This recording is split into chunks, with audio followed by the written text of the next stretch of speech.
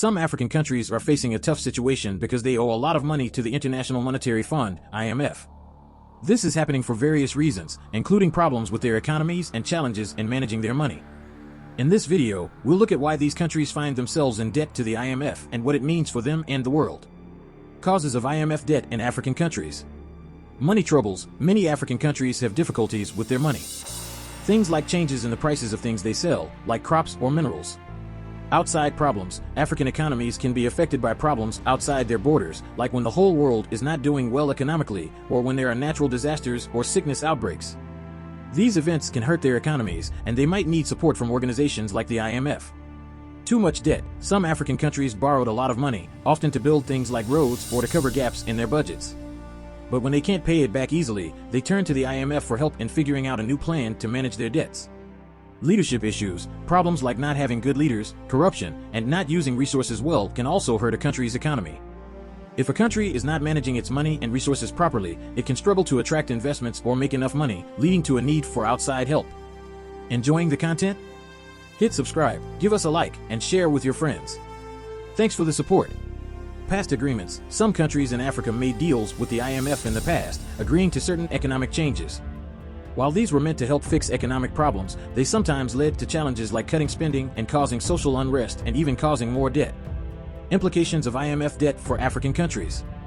Making things stable. When the IMF helps, it often comes with conditions to make a country's money situation better. But these conditions, like spending less money, can be tough for people in the country. Country independence concerns. Some worry that when a country gets help from the IMF, it might have to give up some control over its own decisions. This can make people feel like their country is not fully in charge of its choices. These are the 10 African countries with the highest debts to the IMF. Number 10.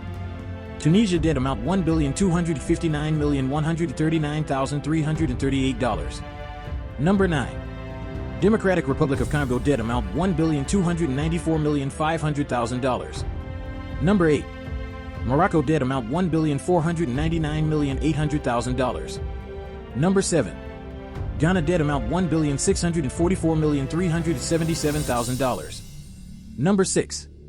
Nigeria debt amount $1,840,875,000. Number 5. Kenya debt amount $2,058,982,100. Number 4. Côte d'Ivoire debt amount $2,117,559,620. Number 3. South Africa debt amount $2,669,800,000. Number 2. Angola debt amount $3,153,816,667. Number 1. Egypt debt amount $11,968,321,674. While the IMF can offer short-term help, African countries need to focus on long-term plans for growth. Relying too much on outside help without fixing the main problems might keep them in a cycle of debt. Fixing the problem of owing money to the IMF needs a careful approach. African countries and the rest of the world should work together to solve the root causes of the economic challenges. This means promoting good leadership, finding sustainable ways to develop, and helping these countries grow without always depending on others. By working together, we can help African countries build a better and more self-reliant future. Should African countries keep borrowing from the IMF or focus on self-reliance and use their own resources for development? Share your opinions in the comments below. Hey friends! If you liked this video, subscribe, give it a thumbs up, and share it with your pals. Your support means a lot. Thanks for watching, and see you next time.